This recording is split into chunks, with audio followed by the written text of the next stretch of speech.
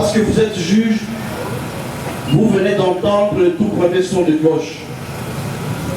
Le réquisitoire de monsieur l'organe de la loi, qui, malgré certaines évidences, tient mordicus à enterrer mon client vivant. Parce que vous êtes juge, vous allez suivre notre son de cloche. C'est la plaidoirie de la défense. La défense, le chef Kissédé, qui vous dit haut et fort, je ne suis pas coupable de faits mis à ma charge. Parce que vous êtes juge, vous allez jauger les prétentions de l'accusation ainsi que celles de la défense avant de vous prononcer. Et ce prononcer sera guidé par le droit, et c'est le même droit qui justifie votre présence ainsi que la nôtre dans ce palais. De quoi est-il question dans cette action? Monsieur le ministère public sollicite de votre auguste cour la condamnation de chef Kissédé pour avoir participé à Goma en 2014 à un mouvement insurrectionnel fait prévu et puni par les articles 136 à 138 du Code pénal militaire. En l'occurrence, monsieur le ministère public reproche à mon client d'avoir participé au groupe ADEF de Djamil Mokoulou. De quelle manière il a participé, selon le ministère public?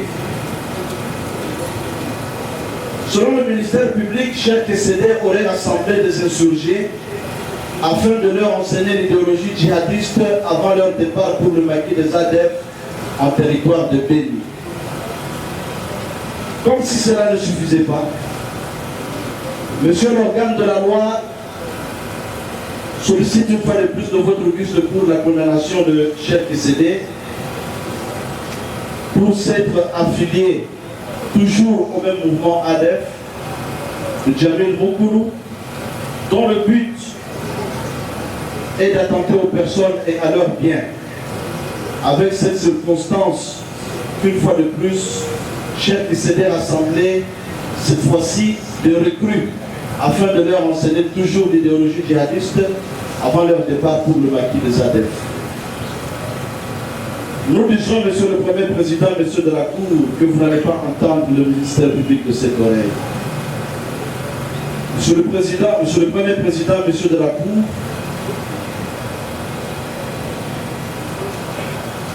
la défense sait que sa tâche est difficile. Elle sait aussi qu'elle peut compter sur l'attention qu'elle vous demande. Elle vous demande de prêter attention à l'argument qu'il va présenter, parce que souvent, dans ce genre de procès, les grands mots et les grandes constructions juridiques tendent souvent à cacher l'enjeu véritable du procès. Deux points vont constituer la trame essentielle de notre plaidoirie. Personnellement, je vais m'atteler à la description objective et réelle des faits, avant que mon estimé confrère, Maître Blanchard Ndia, puisse s'atteler au droit. Que s'est-il passé au juste, monsieur le Premier Président? Cheikh Kissédé, que vous voyez devant vous, c'est l'un des ulémas, un des prédicateurs les plus respectés dans la partie orientale de notre pays. Si nous disons la partie orientale, il faut remonter vers la province orientale, l'ex-province orientale, descendre vers les deux Kivu, avant d'atterrir dans le nord Katanga. Il a une réputation, il jouit d'une grande réputation, même dans la région des Grands Lacs. Il suffit de sillonner de ces pays de la région et demander à qui vous voulez qui est Kissédé. Vous vous rendrez à l'évidence que Cheikh Kissédé, beaucoup de gens portent Cheikh Kissédé dans leur cœur, parmi son auditoire aussi bien chrétien que musulman. Mais il y a une exception, Monsieur le Premier Président. Vous avez eu à entendre Cheikh Kessédé ici. Vous lui avez posé plusieurs questions. Avez-vous des ennemis? Cheikh Kessédé vous dira que même Jésus avait des ennemis. Mais le seul jour que Jésus savait qu'il avait des ennemis, c'est le jour où il était arrêté. Lui aussi, il a dit la même chose.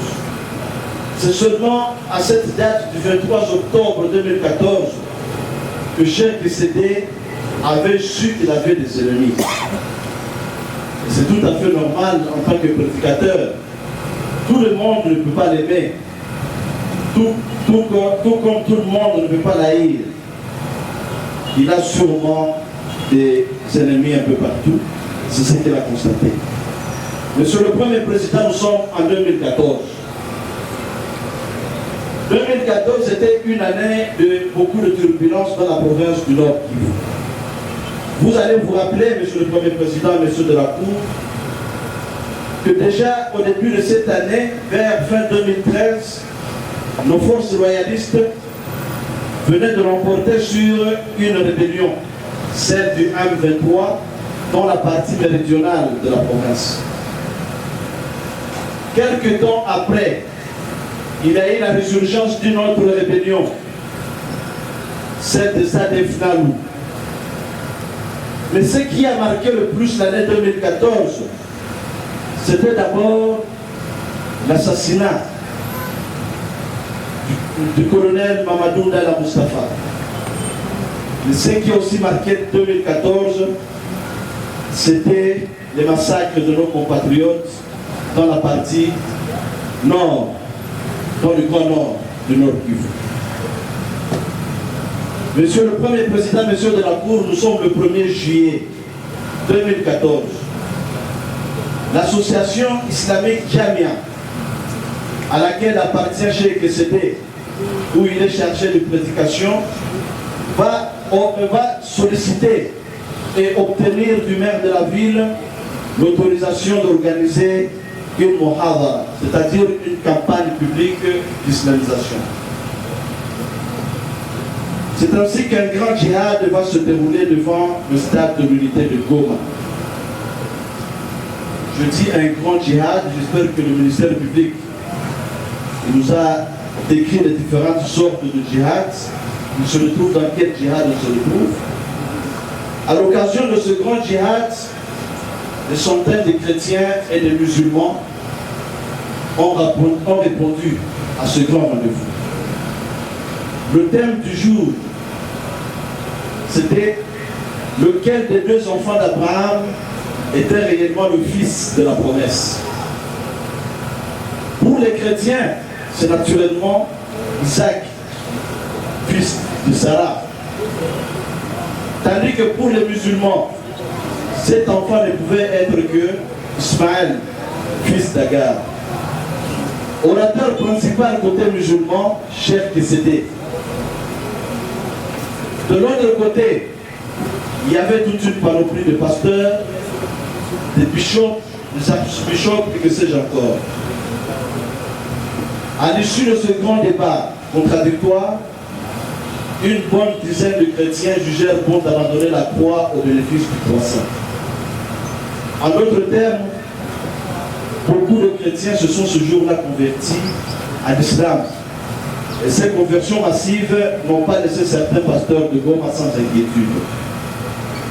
C'est ainsi que pour ces derniers, tous les moyens étaient bons pour éliminer Kessédé, qui était déjà devenu un danger permanent pour leurs intérêts. C'est ainsi qu'ils se sont dit que Kessédé a déjà déchristianisé une grande partie de nos fidèles dans les pays voisins, non seulement dans les pays voisins, au Rwanda, au Burundi, en Tanzanie, en Ouganda, mais aussi dans le sud Kivu, et plus particulièrement à Fizi, Baraka, Bukavu.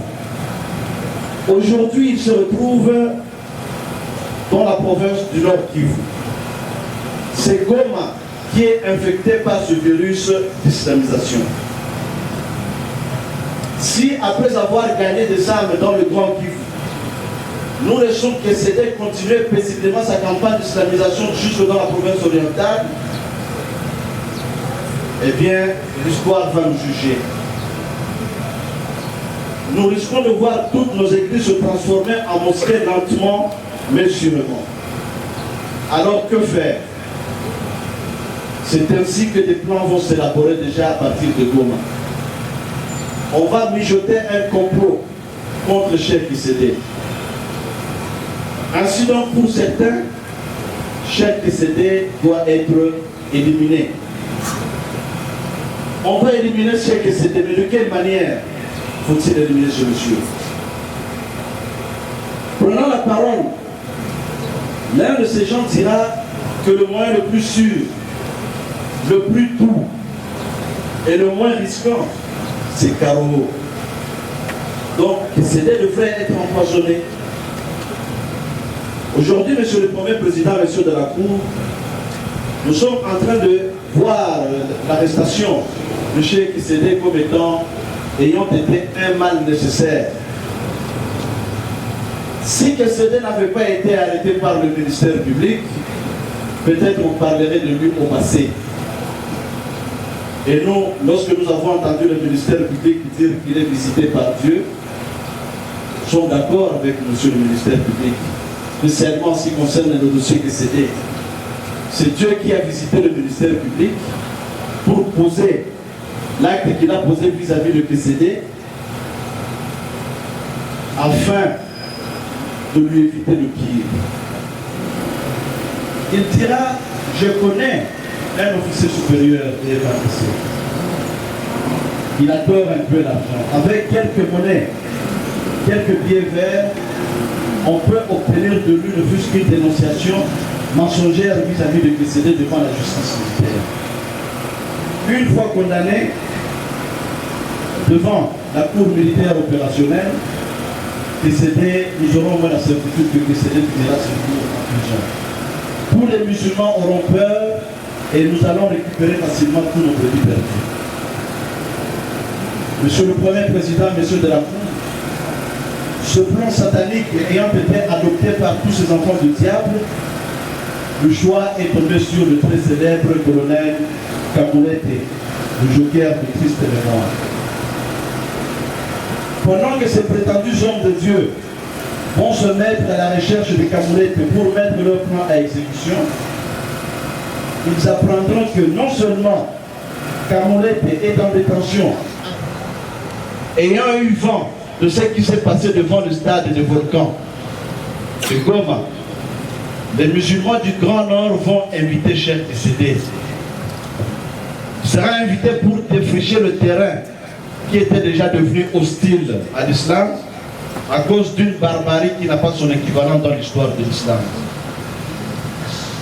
C'est ainsi que les coups de téléphone vont retentir dans des milieux confessionnels entre Goma et Beni. Mais dans l'entretemps, à Beni, Cheikh Sédé apprendra qu'il y a un groupe de personnes mal intentionnées qui sont en train de planifier des troubles pour faire capoter sa conférence. Il va immédiatement appeler son chef direct à Goma pour l'en informer. Ce dernier lui demandera d'annuler sa conférence de Beni et de Kassindi et poursuivre sa route un peu plus au nord vers Bunia, en province orientale. C'est ici, Monsieur le Président, qu'il est nécessaire que nous puissions vous présenter le contexte pour marcher que c'est encore. Le sang innocent des Congolais a coulé pendant ce temps. Une centaine de morts selon les sources. Le massacre était tellement violent qu'il avait obligé le gouvernement de notre pays à décréter un deuil national de 3 jours. Qu'est-ce que nous avons constaté, Monsieur le Premier Président, Monsieur de la Cour? Nous sommes en octobre 2014. Nous avons constaté que nos compatriotes étaient cruellement égorgés dans un périmètre où opérait à la fois l'armée régulière et la force internationale. La seule question qui se pose, à qui profite le crime? parce que les blessures sont encore ouvertes jusqu'aujourd'hui. Elles sont encore loin de se cicatriser, tandis que les interrogations demeurent. Qui sont ces assassins? Qui sont ces égorgeurs? Qui sont finalement ces massacreurs de la population de Beni? À qui profitait cette série de crimes ou bien à qui profite cette série de crimes? À chaque Kissédé? Non, monsieur le Premier Président. Pour répondre à toute cette série de questions, il y a eu plusieurs thèses en présence. Mais je ne vais m'en tenir qu'à une seule.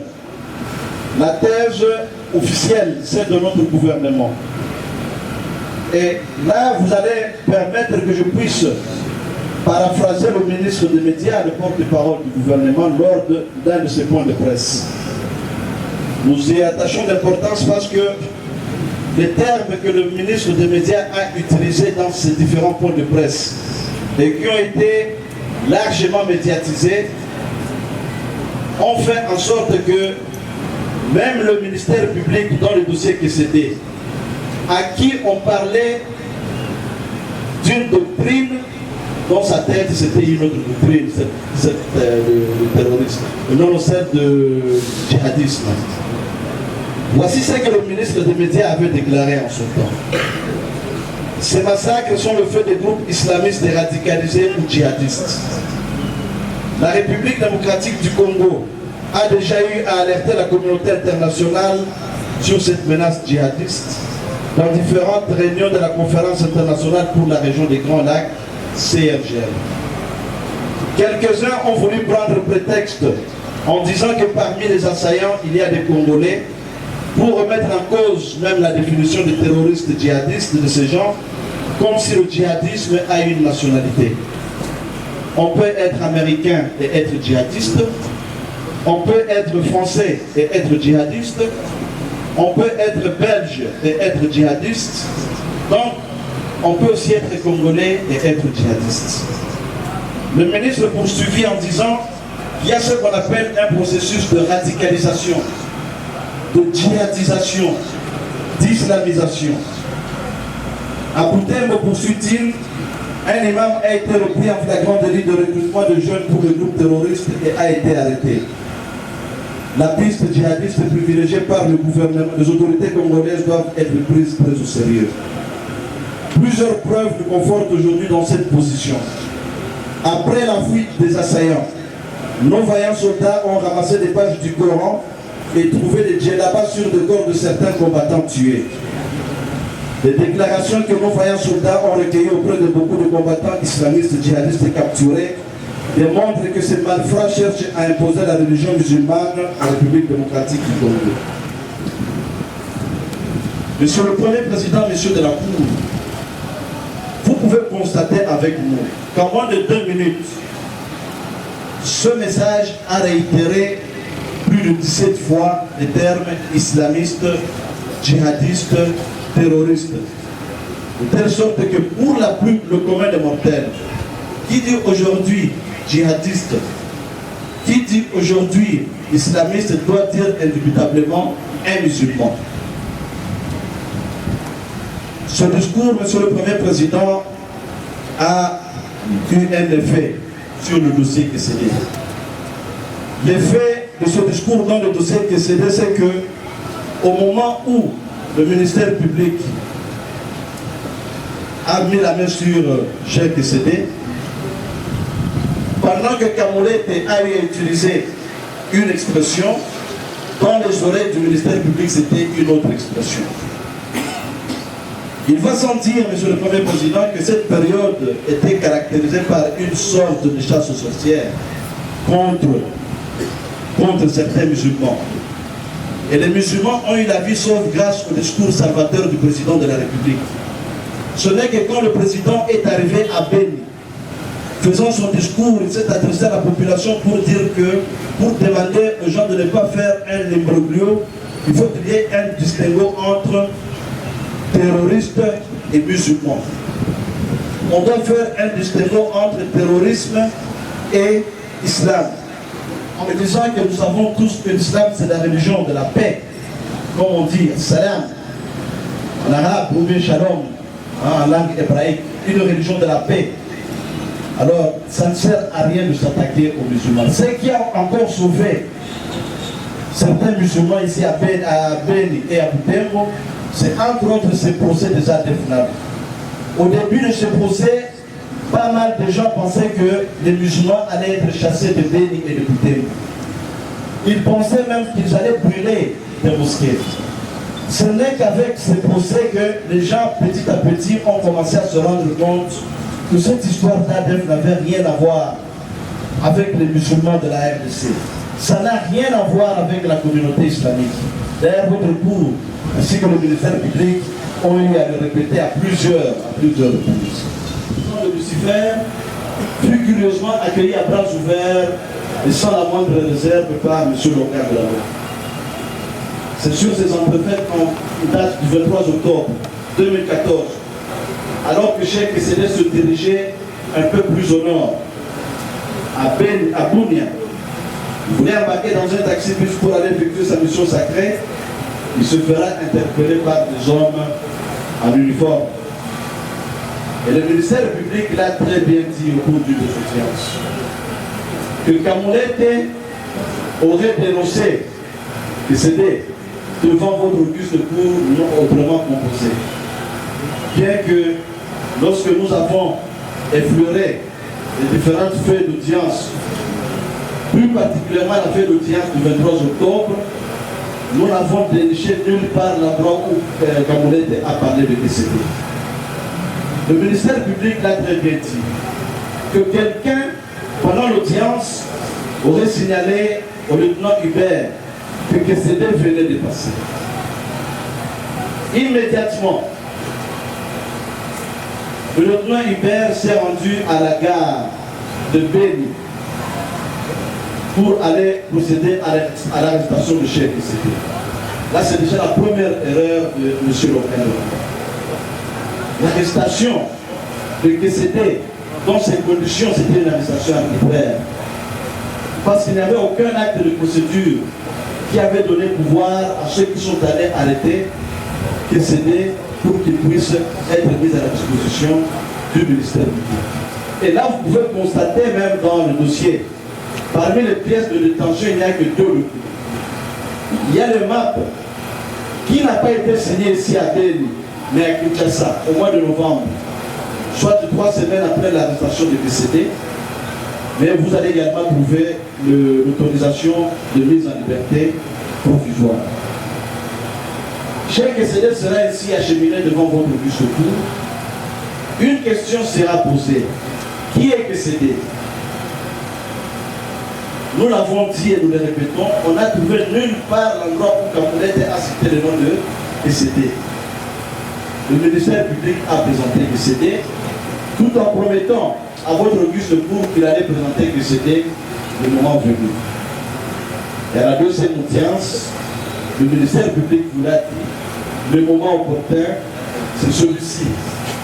C'est la main de Dieu qui a agi, qui a fait qu'on puisse se mettre la main sur Kessédé. Et cette main va continuer à aider le ministère public jusqu'à obtenir la condamnation de Kessédé.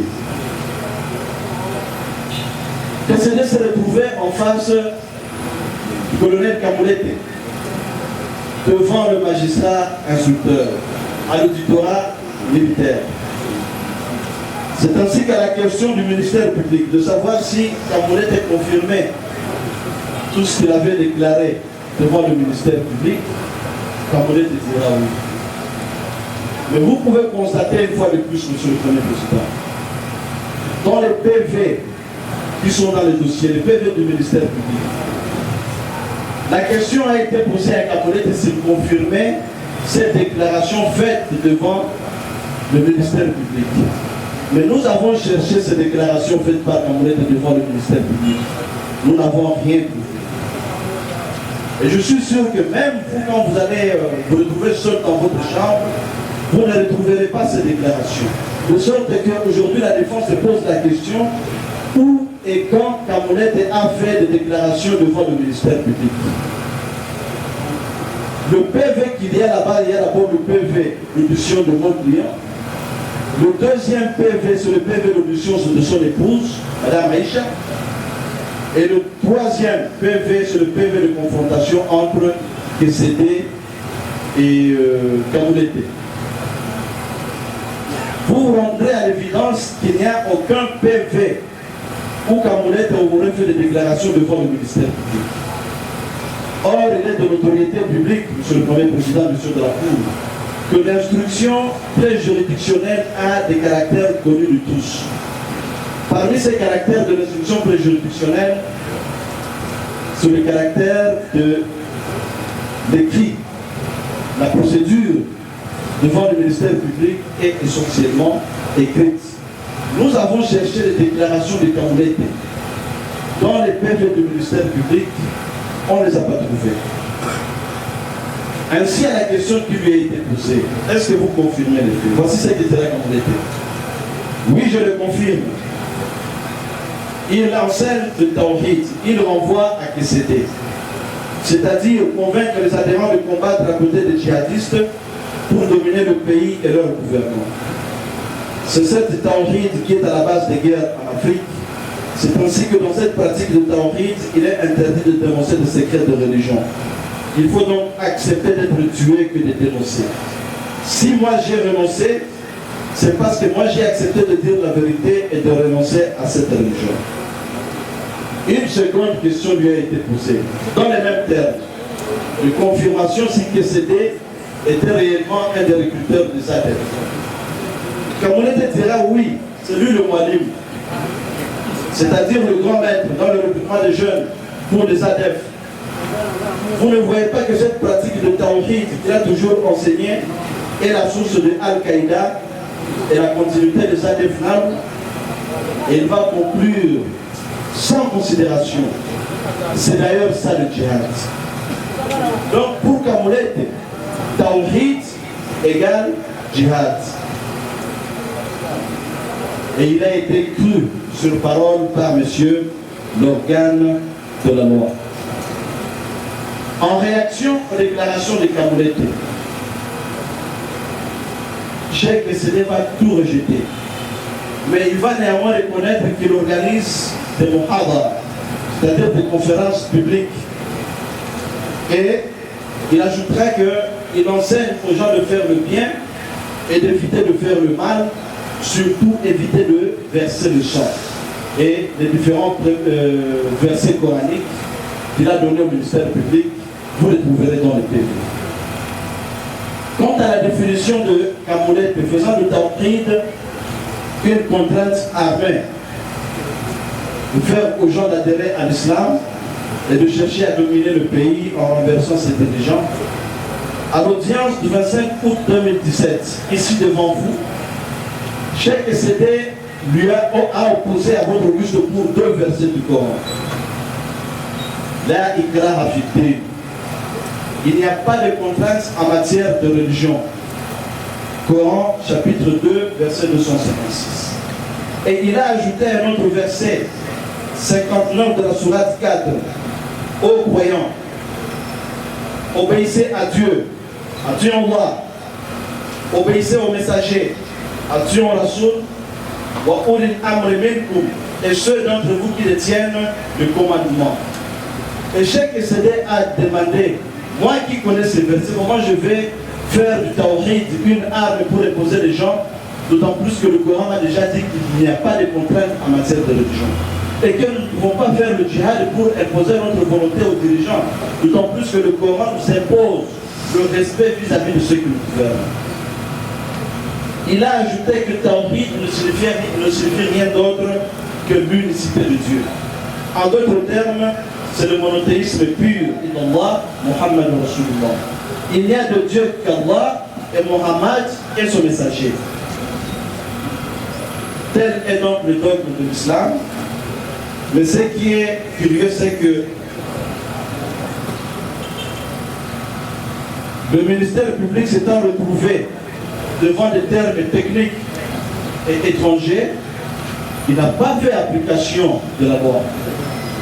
Il n'a pas fait application de l'article 48 du Code de procédure pénale, ni 64 du Code judiciaire militaire, qui lui donne le pouvoir de requérir des experts, des traducteurs et des interprètes pour qu'il puisse préciser le sens du mot entreprise.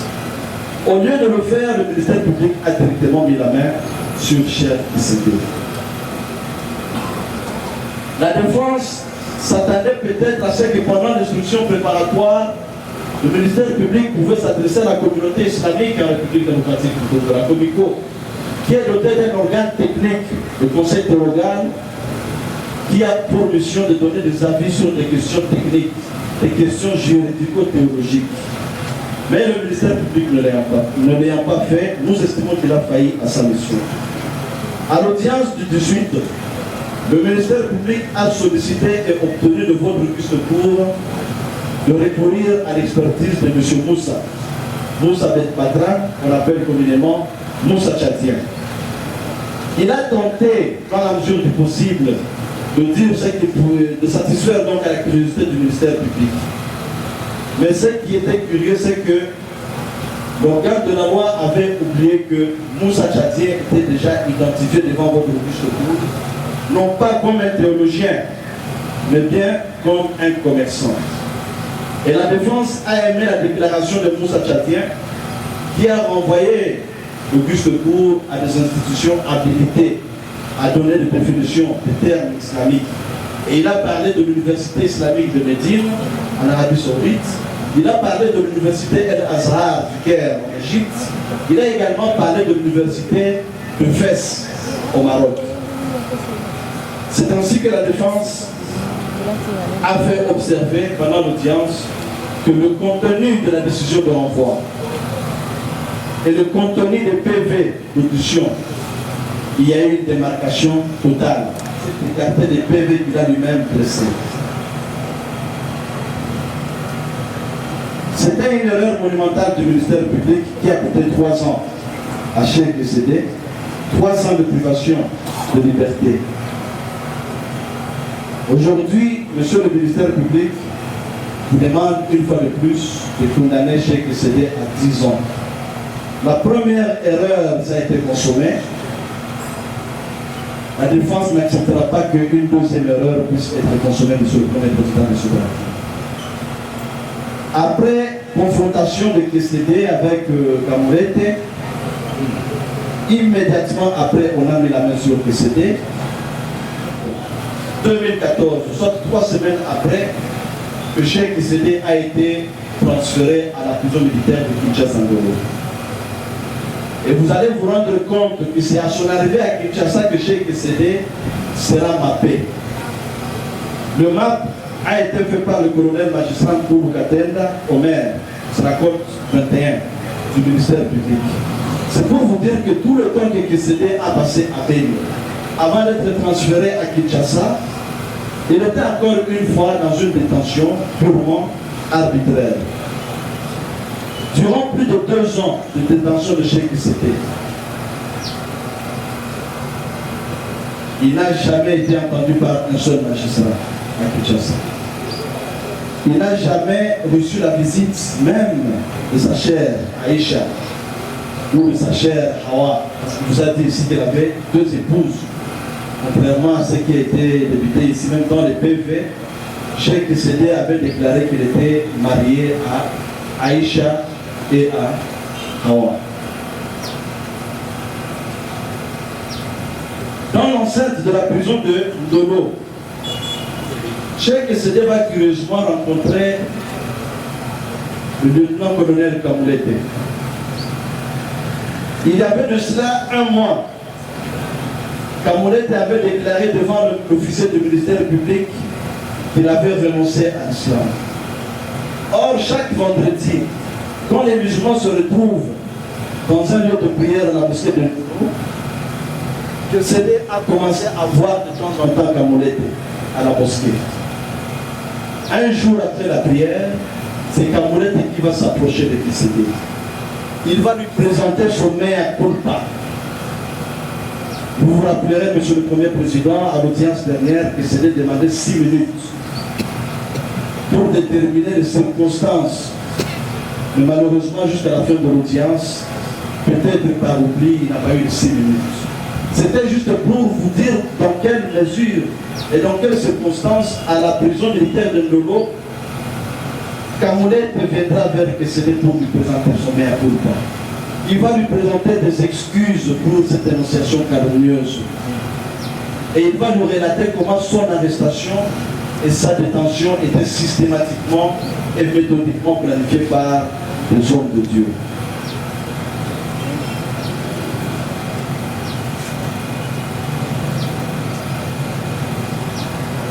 Pendant les audiences ici, Monsieur le Premier Président, Monsieur de la Cour, il y a eu un débat autour du mot djihad. Parce qu'il est accusé d'avoir enseigné l'idéologie djihadiste.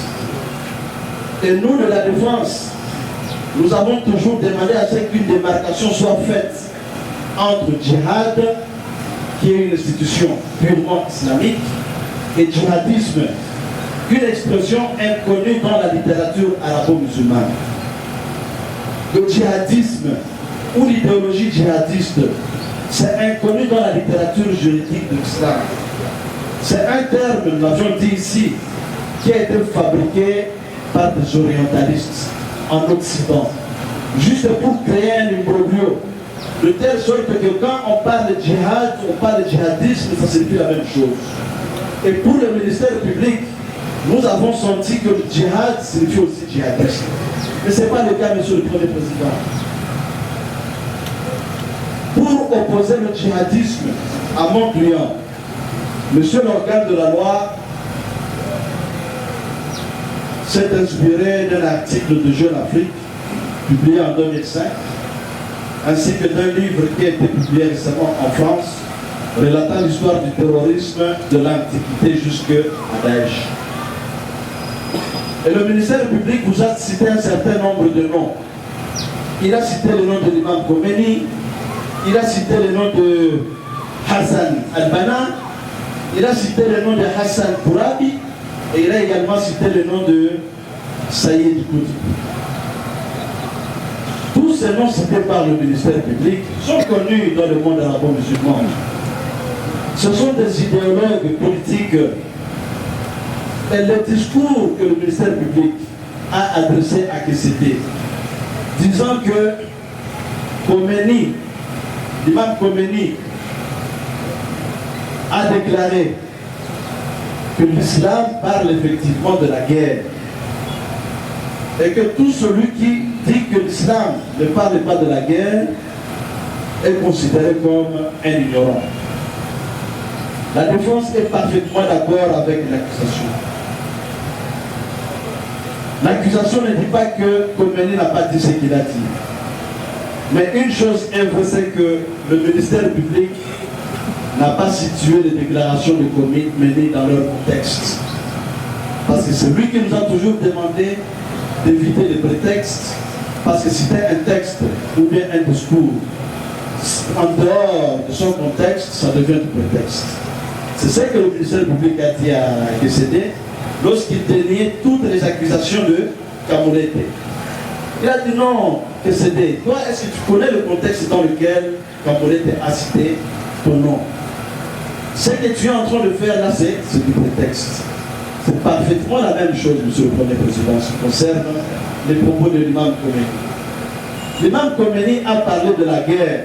Et nous pensons qu'il n'avait pas tort de parler de la guerre. Pourquoi, Monsieur le Premier Président? En 1979,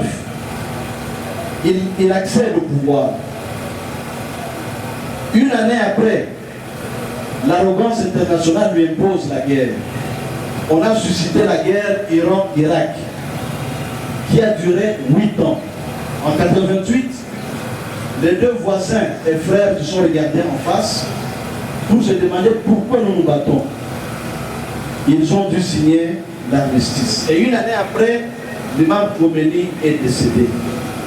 Monsieur le Premier Président, je voulais dire que si l'imam Khomeini a proféré ses propos, c'est par rapport à une guerre injuste qui lui était imposée.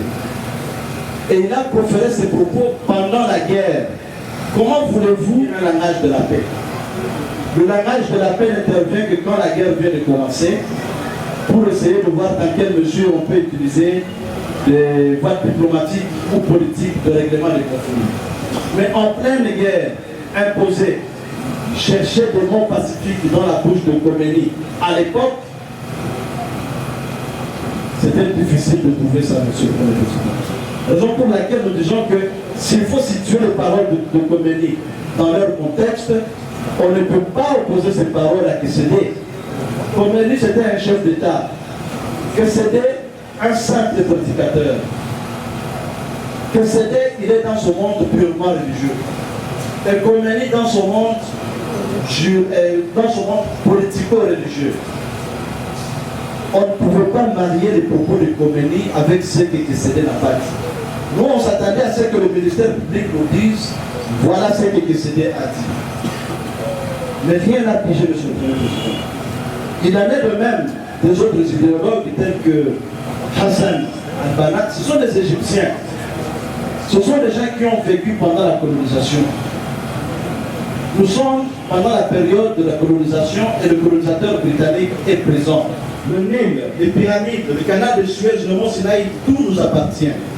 Le sol et le sous-sol égyptien, voire même l'espace aérien qui surplombe l'Égypte, tout est notre propriété. Bref, nous sommes chez nous. Nous n'avons jamais traversé la Méditerranée pour occuper leur pays. C'est au contraire eux qui ont occupé le nôtre. Ils s'y sont imposés, ils nous ont assujettis, ils ont spolié nos terres, souillé notre fleuve, pillé nos ressources naturelles et imposé leur vision machiavélique du monde. Trop c'est trop, le colonisateur doit partir. Et bonsoir. Mais qu'est-ce que Kessédé a dit par rapport à tout ça? Le ministère public a fait une très grande gymnastique pour essayer de faire ressortir de la bouche de Kessédé la définition que Kessédé n'avait pas.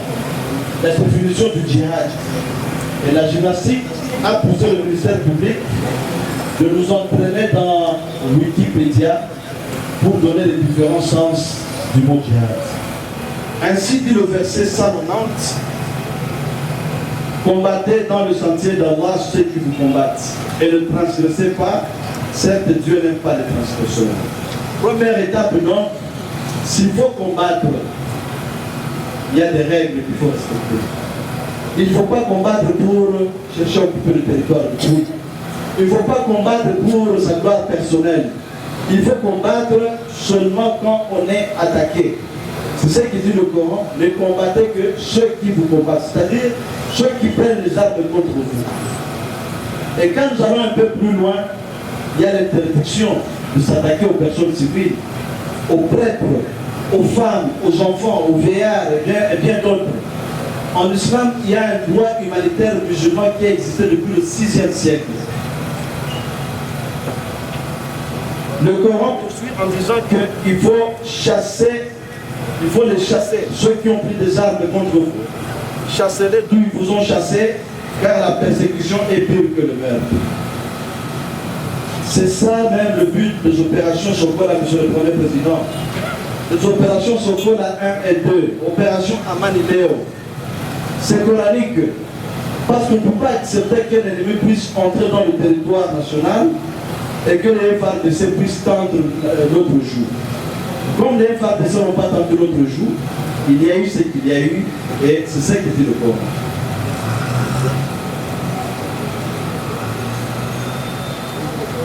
Avant de passer le micro à mon estimé confrère, Maître Blanchard, il me revient de dire un mot sur la personnalité de M. Kamoulete, qui est le dénonciateur du chef Kessédé. Ici, l'objectif, c'est de vous démontrer que M. Kamoulete, soi-disant lieutenant-colonel, était très mal placé pour citer Cheikh Kessédé. J'aurais voulu que les différents primitifs d'audience du procès Mamadou soient réellement mis à la disposition de votre auguste cour, afin que vous puissiez vous rendre compte de ce que Kamoulete a dit et de ce qu'il n'a pas dit. Mais nous avons aimé lorsque le ministère public nous a renvoyé au primitif d'audience du 23 octobre 2014. Nous l'avions dit, nous n'avons rien trouvé, aucune déclaration de Kamoulete contre Cheikh Kessédé.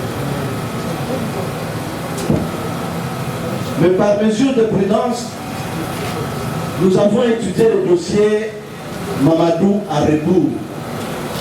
Nous sommes remontés à la date du 10 octobre.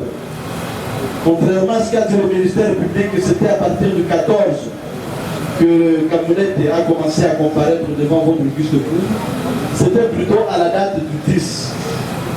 Nous avons lu tous ces PV, du début à la fin. Et nulle part le nom de Kécédé n'a été cité. Et nous avons émis une déclaration de M. l'organe de la loi sur l'identité même de Camoulette. C'est M. l'organe de la loi qui dit que l'identité de Camoulette est douteuse. Il est du sud Kivu. Toute sa famille est du nord Kivu. Toujours en déclinant son identité, le nom qu'il a présenté comme nom de sa mère, Sophia Jackie, n'était pas réellement le nom de sa mère. Son propre nom, il a dit devant votre auguste cour qu'il n'a pas un autre nom à part celui de Camoulette Joker. Ce n'est qu'après qu'il est revenu aux évidences, quand il a été confronté à sa propre mère et à sa propre sœur. Donc, il y a à boire et à manger concernant Camoulette. Vous allez nous lire abondamment dans notre note de plaidoirie. Mais ce qui nous a plus intéressé, c'est la question du ministère public posée à Camoulette. Quelle somme d'argent avez-vous perçu entre les mains de Birocho? Camoulette dira que j'ai perçu 60 000 $. Question du ministère public à Camoulette. Si Birocho vous demandait de tuer votre maman, alliez-vous le faire? Et Camoulette, sans embâche, a répondu oui. Imaginez-vous, monsieur le Premier Président, un tel monsieur, qui pour des raisons d'argent peut tuer sa propre mère. Le PV, avec tout ce qu'il y a comme référence, c'est dans nos notes de plaidoirie. Quelqu'un qui peut tuer sa propre mère, quelqu'un qui s'est fait passer pour un officier supérieur de FARDC et qui a fini par poignarder les FARDC au dos. Comment il ne peut pas citer le diable de Kécédé pour même 100 ou 200 $? Voilà, monsieur le Premier Président, nous pensons que le ministère public a été sérieusement induit en erreur par monsieur le lieutenant-colonel Camoulette. L'erreur du ministère public, nous n'aimerions pas que cette erreur puisse se transmettre à votre auguste cour. Pour éviter une erreur judiciaire, pour éviter donc toute erreur judiciaire, nous allons renvoyer votre auguste cour à 2 de ces arrêts. Nous avons d'abord l'arrêt sous le RP 015, opposant le ministère public à Cheikh Mouzabil Idrissa. Dans cet arrêt, dans l'affaire opposant le ministère public à Cheikh Mouzabil Idrissa, il s'est avéré que les objets ayant été saisis pour le compte de Cheikh Mouzabil Idrissa n'avaient pas été retrouvés. Et le ministère et votre auguste cour a estimé qu'il y avait doute par rapport aux indices même de culpabilité de Cheikh Mouzabil Idrissa. Nous allons essayer de voir comment ça a été reformulé pour vous dire dans quelle mesure vous avez eu à prendre une décision dans cette affaire qui a des rapports, qui a une ressemblance avec ce qui s'est passé dans le dossier Kécédé. La Cour du 19 fait état d'un procès verbal de ceci. Le ministère public aurait saisi entre les mains de Kécédé 3 Bibles, 3 livres islamiques, ainsi que 53 CD. Et lorsque vous lisez à la farde de page 2 de la farde du dossier, il est mentionné qu'il y a 2 pièces à conviction. Parmi ce qu'on a appelé pièces à conviction, il y a le procès verbal de ceci. Ce n'est qu'une enveloppe sans contenu. Plusieurs fois, nous avons demandé à M. le greffier où sont les 53 CD, parce que ce sont là les pièces à conviction. Les pièces qui ont permis à M. l'organe de la loi de forger sa conviction qu'effectivement, Cheikh Kécédé fait partie des ADEF. Et plusieurs fois, Cheikh Kécédé, aussi bien l'instruction préjuridictionnelle qu'à l'instruction à l'audience, Cheikh Kécédé a lancé un défi à l'accusation de démontrer, pour lui montrer le travail qu'il fait réellement, parce que c'est dans le CD qu'il allait aussi vendre, il a déclaré ici devant vous. Il n'a pas dit et il a nié haut et fort appartenir au groupe ADEF. Il n'a jamais recruté qui que ce soit dans le groupe ADEF. Tout à l'heure là, on vous a parlé de la conception du djihad en tant que guerre sainte. C'est une conception qui est tout sauf islamique. Nous avons aimé, c'est pour conclure, nous avons aimé lorsque le ministère public a dit que le procès Kécédé, c'est pratiquement comme le procès de Sakombe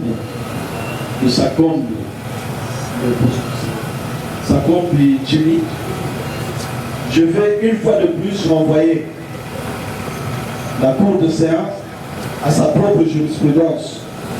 Pas plus tard qu'hier, votre auguste cour a eu à décider sur Sakombe et Kobe Jimmy.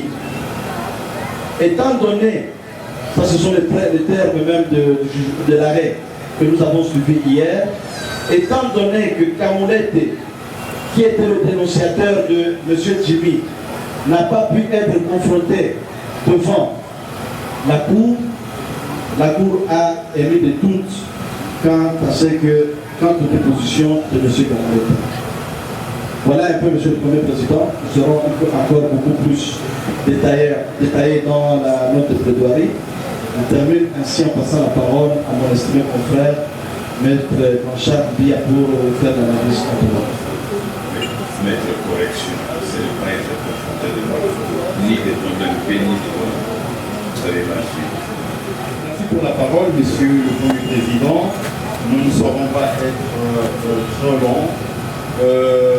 Le prévenu est envoyé devant votre auguste cour pour les infractions de participation à un mouvement insurrectionnel, ainsi que le fait de participer aussi à une association formée dans le but d'attenter aux vies des personnes ainsi qu'aux propriétés. Quant à l'infraction de participation au mouvement insurrectionnel, le contrat d'instance qui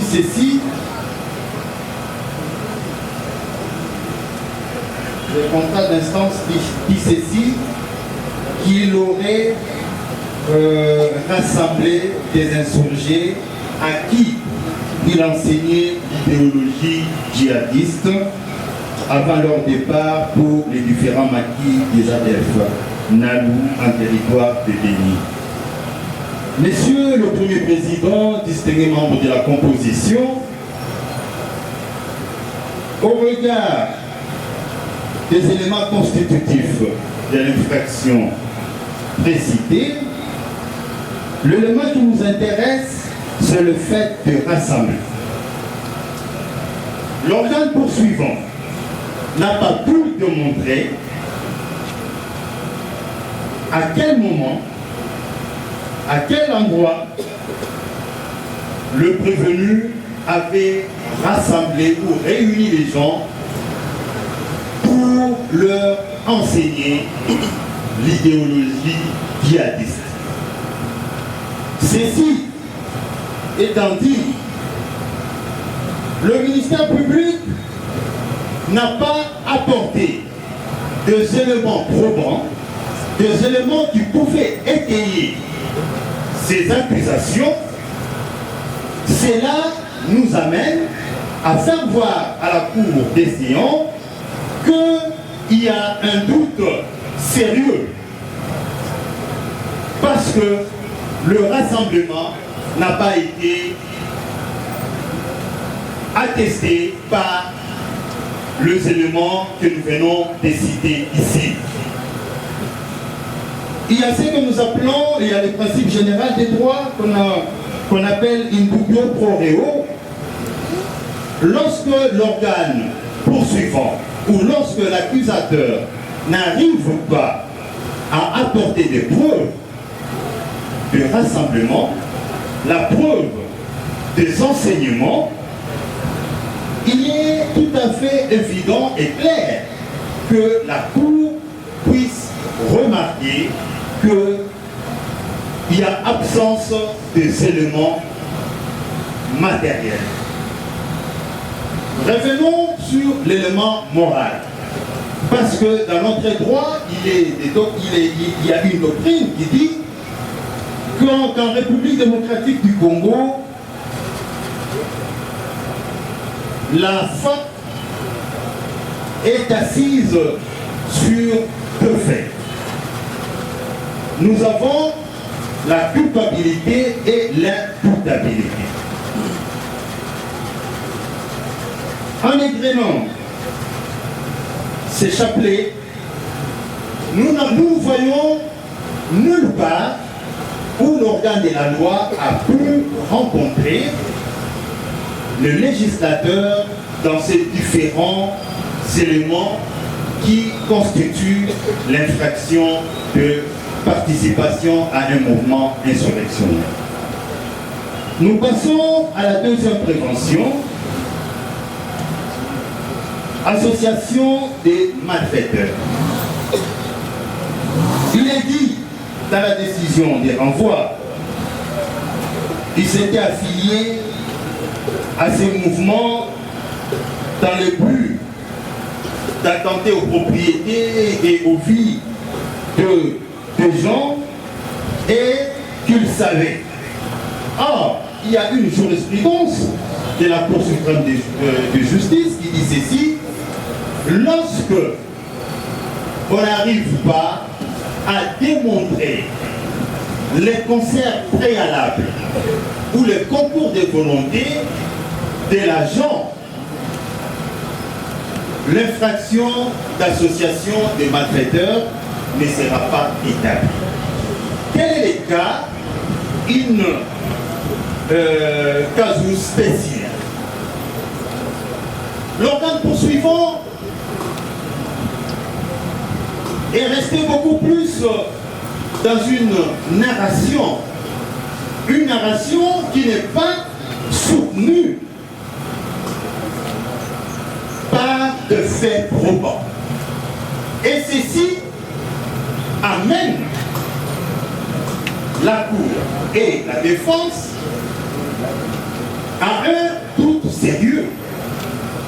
Parce que tout au long de l'instruction, nulle part on nous a démontré le lien qui aurait existé entre notre client, cher Kécédé, et Djamil Moukou. Nulle part on nous a démontré que chez Kécédé avait connaissance, avait pris part à une quelconque entente avec les insurgés à Defnal. Et ceci dit, Monsieur le Premier Président, distingué membre de la composition, votre Cour dira les infractions non établies en fait comme en droit et acquittera le prévenu et par conséquent les renvoyera à toute fin de poursuite.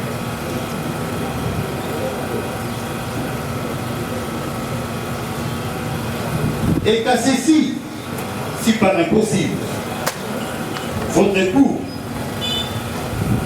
pourrait retenir une quelconque sanction à l'encontre de notre client, la Cour tiendra compte de certaines circonstances atténuantes telles que qu'il est père de famille et qu'il s'était rendu après l'évasion.